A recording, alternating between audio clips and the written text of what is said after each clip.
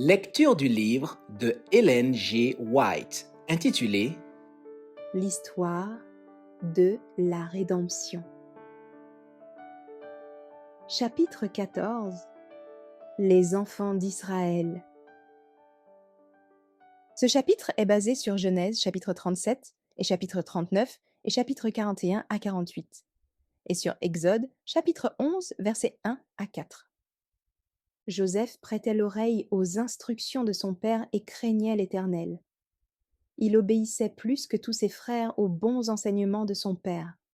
Il les appréciait et intègre de cœur, il aimait Dieu et obéissait à sa parole. Il était attristé par la mauvaise conduite de quelques-uns de ses frères, et les exhortait avec douceur à suivre la voie droite et à renoncer à leurs mauvaises actions. Mais cela ne faisait que les irriter contre lui. Sa haine du péché était telle qu'il ne pouvait supporter de voir ses frères pécher contre Dieu. Il en fit part à son père, dans l'espoir que son autorité parviendrait à les réformer. Mais ayant appris que leur faute avait été ainsi dévoilée, ils devinrent furieux contre Joseph. Par ailleurs, ils avaient remarqué que leur père aimait beaucoup celui-ci, et ils en étaient jaloux. Cette jalousie se transforma en haine et aboutit finalement à un meurtre. L'ange du Seigneur se révéla à Joseph par des songes qu'il raconta innocemment à ses frères. « Écoutez mon rêve, leur dit-il. Nous étions tous à la moisson, en train de lier des gerbes de blé. Soudain, ma gerbe se dressa et resta debout. Toutes vos gerbes vinrent alors l'entourer et s'incliner devant elle. Est-ce que tu prétendrais devenir notre roi et dominer sur nous ? Lui demandèrent tes frères. Ils le détestèrent davantage, à cause de ses rêves et des récits qu'il en faisait. Joseph fit un autre rêve et le raconta également à ses frères. J'ai de nouveau rêvé, dit-il. Le soleil, la lune et 11 étoiles venaient s'incliner devant moi. Il raconta aussi ce rêve à son père. Celui-ci le réprimanda. Qu'as-tu rêvé là ? Lui demanda-t-il. Devrons-nous, tes frères, ta mère et moi-même, venir nous incliner jusqu'à terre devant toi ? Ses frères étaient jaloux de lui, mais son père repensait souvent à ses rêves. Joseph en Égypte. Les frères de Joseph se proposaient de le tuer, mais finalement, ils décidèrent de le vendre comme esclave, afin de l'empêcher de devenir plus grand qu'eux. De cette façon, ils pensaient le mettre dans une situation où il ne les troublerait plus avec ses songes et où ceux-ci ne pourraient pas se réaliser. Mais Dieu fit échouer leur plan, qui était destiné à empêcher que Joseph ne les domine. Le Seigneur ne permit pas que Joseph parte seul en Égypte. Des anges lui préparèrent la voie dans ce pays. Potiphar, officier de Pharaon, chef des gardes, acheta le jeune captif à des Ismaélites. Et Dieu fut avec Joseph, le fit prospérer et trouver faveur auprès de son maître, au point que celui-ci avait l'administration de tous ses biens. C'est pourquoi Potiphar remit tout ce qu'il possédait aux soins de Joseph et ne s'occupa plus de rien, excepté de sa propre nourriture. Genèse 39, verset 6. Car le fait qu'un Hébreu prépare de la nourriture pour un Égyptien était considéré comme une abomination. Lorsque Joseph fut tenté de se détourner du droit chemin, de transgresser la loi de Dieu et d'être infidèle à son maître, il fit preuve de fermeté dans la manière dont il répondit à la femme de Potiphar et montra le pouvoir ennoblissant de la crainte de l'Éternel. Après avoir mentionné la grande confiance dont il jouissait auprès de son maître, au point qu'il administrait tous ses biens, il s'exclama : « Comment pourrais-je commettre un acte aussi abominable et pécher contre Dieu lui-même ? » Genèse 39, verset 9. Aucune tentation, ni aucune menace ne pouvait le faire dévier du sentier de la justice et fouler aux pieds la loi divine. Ainsi, quand Joseph fut accusé d'avoir commis un grave délit, il ne sombra pas dans le désespoir. Sachant qu'il était innocent et honnête, il se confia en Dieu. Et le Seigneur, qui l'avait soutenu jusque-là, ne l'abandonna pas.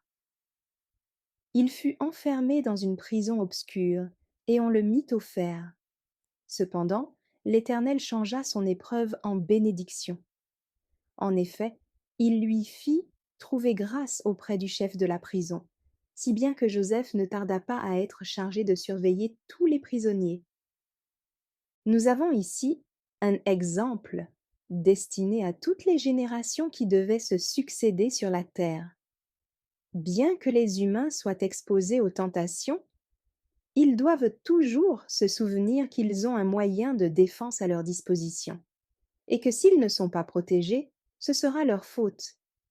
Dieu est un secours permanent, et son esprit est un bouclier. Hommes et femmes ont beau être assaillis de tous côtés par les plus fortes tentations, ils ont à leur disposition une source de force grâce à laquelle ils peuvent y résister. La moralité de Joseph fut soumise à de redoutables assauts. La tentation venait d'une personne influente qui pouvait facilement le faire dévier du droit chemin. Mais il réagit sur le champ et avec fermeté. Quoi qu'il en soit, il eut à souffrir à cause de sa vertu et de son intégrité, car celle qui aurait voulu le faire succomber se vengea de la loyauté dont elle n'avait pu triompher, et usa de son influence pour le faire jeter en prison, en l'accusant d'une faute abominable. Là, Joseph souffrit pour ne pas s'être départi de sa fidélité. Quant à sa réputation et à ses intérêts, il s'en était remis à Dieu. Bien que son épreuve durât un temps assez long, ce qui permit de le préparer en vue d'une importante mission, le Seigneur veilla sur sa réputation, qui avait été entachée par une cruelle accusatrice, réputation qui, au moment voulu, devait être blanchie. Dieu se servit même de la prison pour que Joseph accède à une position plus élevée. La vertu recevrait sa récompense à point nommé. Le bouclier qui protégeait le cœur de Joseph n'était autre que la crainte de Dieu, qui le poussait à être fidèle et juste envers son maître et loyal envers le Seigneur. Bien que Joseph fût élevé au rang de gouverneur de tout le pays, il n'oublia pas son Dieu. Il se savait étranger vivant en terre étrangère, loin de son père et de ses frères, ce qui le rendait souvent triste. Mais il croyait de toute son âme que la main de Dieu avait dirigé sa vie de telle sorte qu'il occupait maintenant un poste de haut rang. S'appuyant continuellement sur le Seigneur, il accomplissait fidèlement tous les devoirs de sa charge en tant que gouverneur général du pays d'Égypte. Joseph marcha avec Dieu. Il ne permit pas qu'on le détourne du chemin de la justice et qu'on l'amène à transgresser la loi de Dieu par des appas ou des menaces. La maîtrise de soi et la patience, dont il fit preuve dans l'adversité et sa fidélité constante, ont été consignées dans la Bible pour le bien de tous ceux qui devaient vivre sur la terre. Et quand les frères de Joseph reconnurent devant lui leurs péchés, il leur pardonna spontanément, et il montra, par ses actes de bienveillance et d'amour, qu'ils ne cultivaient aucun ressentiment pour la cruauté dont ils avaient fait preuve autrefois à son égard. Jour de prospérité. Les enfants d'Israël n'avaient jamais été esclaves.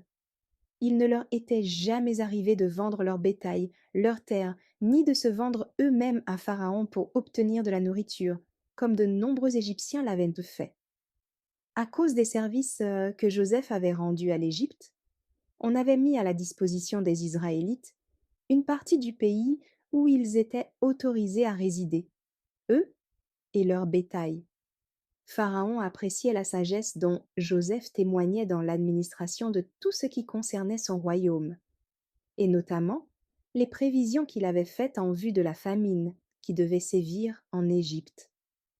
Il estimait que la prospérité de tout le royaume était due à la bonne administration de Joseph, et pour lui exprimer sa gratitude, il lui dit: toute l'Égypte est à ta disposition.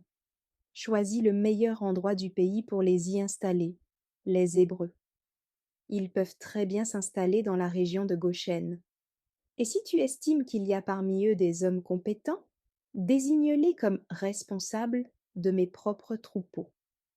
Joseph installa son père et ses frères dans le meilleur endroit d'Égypte, dans les environs de Ramsès, conformément à l'ordre du Pharaon. Il leur donna des terres en propriété. Il fournit des vivres à son père, à ses frères et à toute leur famille, selon le nombre des bouches à nourrir. Genèse 47, versets 11 et 12. Le roi d'Égypte ne demanda aucun impôt au père et aux frères de Joseph, qui, de plus, fut autorisé à leur fournir toute la nourriture dont ils auraient besoin. Le roi dit à ses gouverneurs: ne sommes-nous pas redevables envers le Dieu de Joseph et envers lui-même pour cette abondante provision de nourriture? N'est-ce pas à cause de sa sagesse que nous jouissons d'une telle abondance? Tandis que d'autres pays meurent de faim, nous avons le nécessaire. Sous son administration, le royaume s'est grandement enrichi. Joseph mourut, ainsi que tous ses frères et toute cette génération-là. Les enfants d'Israël furent féconds et multiplièrent, ils s'accrurent et devinrent de plus en plus puissants. Et le pays en fut rempli. Il s'éleva sur l'Égypte un nouveau roi qui n'avait point connu Joseph. Il dit à son peuple: voilà les enfants d'Israël qui forment un peuple plus nombreux et plus puissant que nous. Allons, montrons-nous habiles à son égard, empêchons qu'il ne s'accroisse, et que, s'il survient une guerre, il ne se joigne à nos ennemis, pour nous combattre et sortir ensuite du pays. Exode 1, versets 6 à 10. L'oppression. Le nouveau roi d'Égypte apprit que les enfants d'Israël rendaient de grands services au royaume. Nombre d'entre eux étaient des ouvriers habiles et intelligents. Aussi ne voulaient-ils pas perdre le fruit de leur labeur. Ce nouveau roi avait ravalé les Israélites au rang des esclaves, qui avaient vendu leurs troupeaux, leurs vêtements, leurs terres, et qui s'étaient vendus eux-mêmes au royaume. Les Égyptiens désignèrent alors des chefs de corvée pour accabler le peuple d'Israël en lui imposant certains travaux. C'est ainsi que les Israélites durent construire les villes de Pithom et Ramsès pour y entreposer les réserves du Pharaon. Mais plus on les opprimait, plus ils devenaient nombreux et plus ils prenaient de place, si bien qu'on les redoutait. Les Égyptiens les traitèrent durement, comme des esclaves. Ils leur rendirent la vie insupportable par un travail pénible. Exode 1, versets 11 à 14. Ils obligèrent aussi les femmes israélites à travailler dans les champs comme des esclaves. Cependant, leur nombre ne diminuait pas. Quand le roi et ses gouverneurs virent que ce nombre allait croissant, ils décidèrent de les contraindre à accomplir chaque jour une certaine somme de travail. Ils espéraient ainsi les briser par la dureté de la tâche. Mais ils constatèrent avec colère qu'ils n'avaient réussi ni à en diminuer le nombre, ni à venir à bout de leur esprit d'indépendance. Ayant échoué dans leur plan, ils continuèrent à endurcir leur cœur. Alors, le roi ordonna que les enfants mâles soient tués dès leur naissance. Satan lui-même avait inspiré une telle décision, car il savait qu'un libérateur serait suscité parmi les Hébreux pour les affranchir de l'esclavage. Si donc il réussissait à pousser le roi à exterminer les enfants mâles, le dessein de Dieu serait voué à l'échec. Mais les sages-femmes craignaient l'Éternel et, loin d'obéir à l'ordre du roi, elles épargnèrent les enfants mâles. Les sages-femmes n'osèrent pas porter la main sur les enfants d'Hébreux, et parce qu'elles n'obéirent pas à l'ordre du roi, le Seigneur leur fit du bien. Lorsque Pharaon apprit que ses ordres n'avaient pas été exécutés, il entra dans une violente colère et donna une injonction plus sévère et de portée plus générale. Il ordonna à son peuple de se mettre aux aguets et dit: Jetez dans le Nil tout garçon hébreu nouveau-né. Ne laissez en vie que les filles. Exode 1, verset 22. Moïse. Moïse naquit lorsque ce cruel décret était pleinement en vigueur. Après l'avoir caché aussi longtemps qu'elle le put, sa mère confectionna un petit panier en osier qu'elle rendit imperméable en l'enduisant de bitume et de pois. Elle mit le petit enfant dans ce panier et déposa celui-ci sur le bord du fleuve. La sœur du nourrisson se tenait à proximité, feignant l'indifférence. En fait, elle observait avec inquiétude pour voir ce qu'il adviendrait de son petit frère. Des anges, eux aussi, veillaient, afin qu'aucun mal ne soit fait à l'innocent petit Moïse.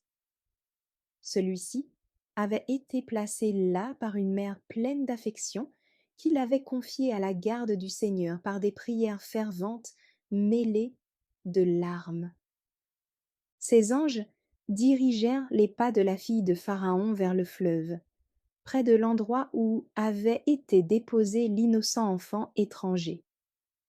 L'attention de la jeune fille fut attirée par le curieux petit panier, et elle envoya une de ses servantes pour le prendre et le lui apporter. Quand elle eut soulevé le couvercle de cet étrange petit navire, elle vit un magnifique bébé. Elle en eut pitié et s'écria: C'est un enfant des Hébreux. Exode 2, verset 6. Et elle comprit qu'une mère affectueuse d'entre les Hébreux avait usé de ce moyen singulier pour préserver la vie de son enfant chéri, et elle décida immédiatement de l'adopter.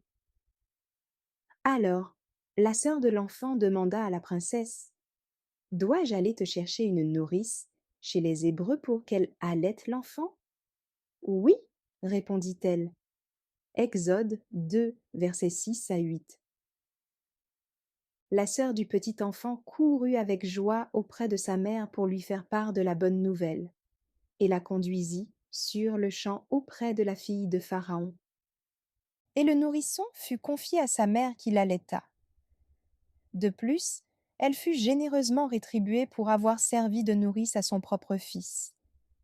Cette tâche, elle l'accomplit, le cœur débordant de reconnaissance et de joie. Elle croyait que le Seigneur avait protégé la vie de son enfant, et elle profita de la merveilleuse occasion qui lui était offerte pour éduquer son fils en vue d'une vie d'efficacité. Elle l'instruisit avec plus de soin que pour ses autres enfants, car elle croyait que Moïse avait été protégé à cause de l'importante mission à laquelle il était appelé. Par son fidèle enseignement, elle inculqua à son jeune esprit la crainte de Dieu et l'amour de la vérité et de la justice.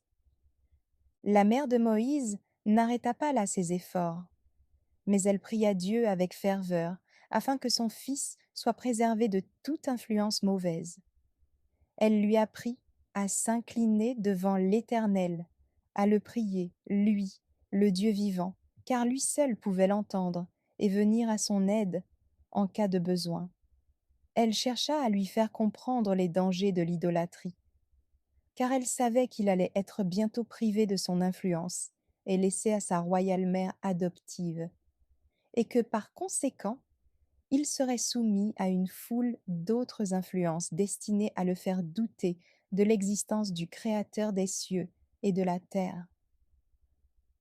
Les instructions que Moïse reçut de ses parents étaient de nature à fortifier son esprit et à le protéger de la vanité, de la corruption du péché et de l'orgueil qu'il aurait pu éprouver au milieu des splendeurs et du luxe de la cour royale.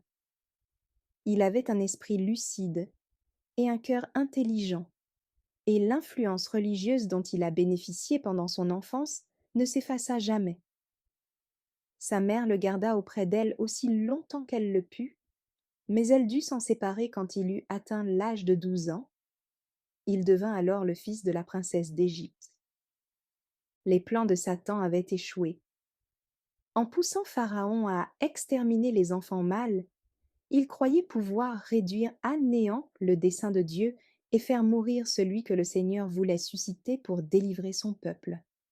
Mais Dieu se servit du décret même qui condamnait à mort les enfants hébreux pour introduire Moïse dans la cour du roi, là où il put devenir un homme instruit et éminemment qualifié pour faire sortir son peuple d'Égypte.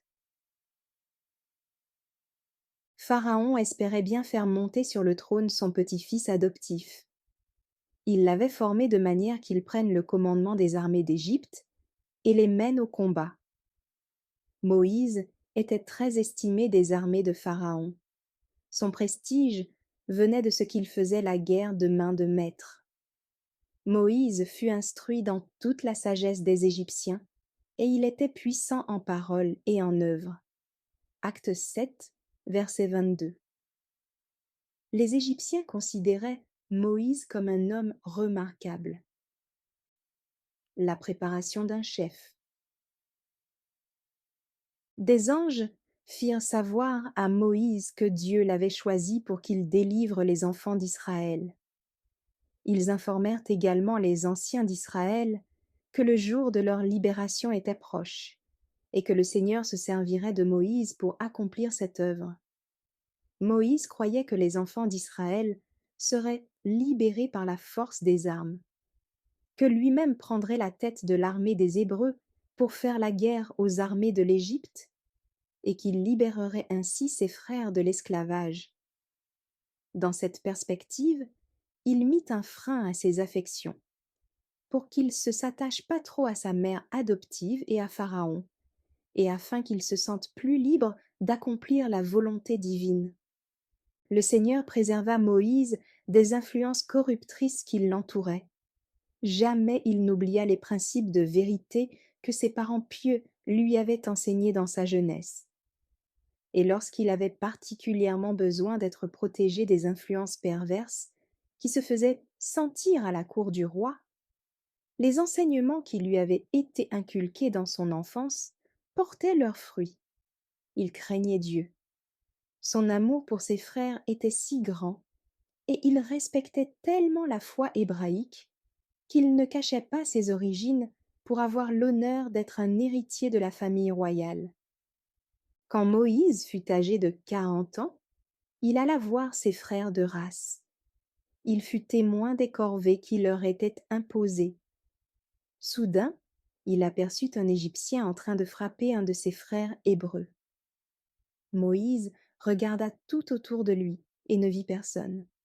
Alors il tua l'Égyptien et enfouit le corps dans le sable. Il revint le lendemain et trouva 2 Hébreux en train de se battre. Il demanda à celui qui avait tort: Pourquoi frappes-tu ton compatriote? Qui t'a nommé chef pour juger nos querelles? Répliqua l'homme. As-tu l'intention de me tuer comme tu as tué l'Égyptien? Voyant que l'affaire était connue, Moïse eut peur. Le Pharaon lui-même en entendit parler et chercha à le faire mourir. Alors Moïse s'enfuit et alla se réfugier dans le pays de Madian. Exode 2, versets 11 à 15. Le Seigneur dirigea ses pas, et il fut accueilli dans la maison d'un homme qui adorait Dieu et se nommait Jéthro. Cet homme était berger et sacrificateur à Madian. Ses filles surveillaient les troupeaux. Mais bientôt, Jéthro confia la garde de ses troupeaux à Moïse, qui devait épouser l'une de ses filles et qui resta 40 ans dans le pays de Madian. Moïse avait anticipé sur les événements lorsqu'il avait tué l'Égyptien. Il croyait que le peuple d'Israël avait compris que par décision spéciale de la Providence, il avait été suscité pour les délivrer. Mais il n'entrait pas dans le plan de Dieu que les enfants d'Israël soient libérés par les armes, comme Moïse le pensait, mais par sa force toute puissante, afin qu'à lui seul revienne toute la gloire. Cependant, le Seigneur se servit de l'homicide commis par Moïse contre l'Égyptien pour l'accomplissement de ses desseins. Il avait permis que Moïse fût admis au sein de la famille royale d'Égypte afin d'y recevoir une bonne éducation. Toutefois, le futur libérateur d'Israël n'avait pas encore acquis les qualifications requises pour que lui soit confié l'importante mission à laquelle il était appelé. Par ailleurs, Moïse ne pouvait pas quitter du jour au lendemain la cour du roi d'Égypte pour accomplir l'œuvre spéciale du Seigneur et renier les avantages dont il jouit en tant que petit-fils du roi. Il devait au préalable acquérir de l'expérience et être formé à l'école de l'adversité et de la pauvreté. Quand il vécut dans la solitude, Dieu envoya ses anges pour l'instruire tout particulièrement au sujet de l'avenir. C'est là qu'il apprit les grandes leçons de la maîtrise de soi et de l'humilité. Il garda les troupeaux de Jéthro, et tandis qu'il remplissait les humbles tâches d'un berger, le Seigneur préparait cet homme à devenir le berger spirituel de son propre troupeau, c'est-à-dire du peuple d'Israël. Un jour que Moïse conduisait le troupeau au désert à la montagne de Dieu, à Horeb, l'ange du Seigneur lui apparut dans une flamme, au milieu d'un buisson. Le Seigneur lui dit: « J'ai vu comment on maltraite mon peuple en Égypte. J'ai entendu les Israélites crier sous les coups de leurs oppresseurs. Oui, je connais leurs souffrances. Je suis donc venu pour les délivrer du pouvoir des Égyptiens et pour les conduire d'Égypte vers un pays qui regorge de lait et de miel. Puisque les cris des Israélites sont montés jusqu'à moi et que j'ai même vu de quelle manière les Égyptiens les oppriment, je t'envoie maintenant vers le Pharaon. Va et fais sortir d'Égypte Israël, mon peuple. » Exode 3, versets 2 et versets 7 à 10. L'heure était venue où le Seigneur voulait que Moïse échangeât son bâton de berger contre la verge de Dieu, qui lui permettrait d'accomplir des signes et des prodiges puissants pour délivrer son peuple de l'esclavage et le protéger lorsqu'il serait poursuivi par ses ennemis. Moïse accepta de remplir sa mission. Il alla d'abord voir son beau-père et obtint son consentement pour que lui-même et sa famille retournent en Égypte. Il n'osa pas dire à Jéthro quelle requête il devait présenter à Pharaon, de peur qu'il ne refuse de laisser sa fille et ses petits-enfants l'accompagner pour une aussi dangereuse mission. Quoi qu'il en soit, l'Éternel fortifia Moïse et dissipa ses craintes en lui disant: « Oui, retourne en Égypte, car tous ceux qui en voulaient à ta vie sont morts. » Exode 4, verset 19. Merci d'avoir écouté cette lecture. Si vous avez des questions ou des remarques sur le thème abordé, n'hésitez pas à les partager dans les commentaires et notre équipe ne manquera pas de les considérer. À bientôt sur lereste.org.